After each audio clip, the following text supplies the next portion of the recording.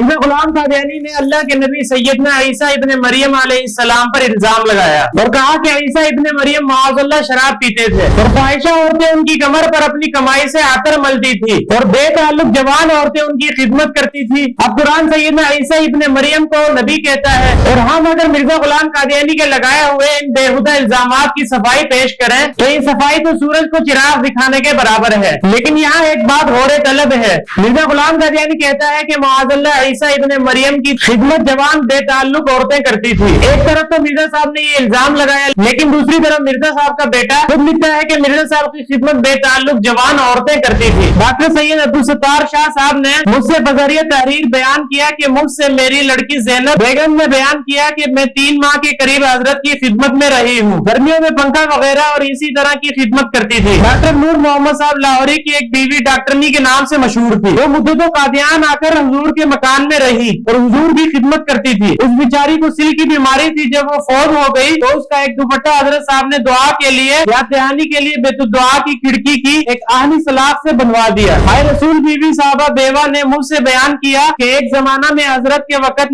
میں اور عالیہ بابو شاہ دین رات کو پہرا دیتی تھی اور حضرت صاحب نے فرمایا تھا کہ اگر میں سوتے میں کوئی بات کیا کروں تو مجھے جگا دینا۔ ایک دن کا واقعہ ہے کہ میں نے آپ کی زبان پر کوئی الفاظ جاری ہوتے سنے اور آپ کو جگا دیا۔ اس وقت رات کے 12 بجے تھے۔ ایام میں عام طور پر پہرے پر مائی فجو منشیانی، عالیہ منشی محمد دین گجرانوالا اور عالیہ بابو شاہ دین ہوتی تھی۔ اب آپ خود اندازہ لگائیں کہ اللہ کے اتنے جلیل القدر نبی سیدنا عیسیٰ ابن مریم علیہ السلام، جن کا ذکر قرآن میں 12 جگہ موجود ہے، مرزا پہلے ان پر ایک شدید بےہودہ الزام لگاتے ہیں اور اللہ کی بھی کیا خوب کرنی ہوئی کہ وہ الزام مرزا غلام قادیانی کے بیٹے نے ہی مرزا صاحب پر ثابت کر دیا۔ ان سب حوالوں کے بک ریفرنس ڈسکرپشن میں ڈال دیے گئے ہیں، ہم بھی حضرات خود ویریفائی کر سکتے ہیں۔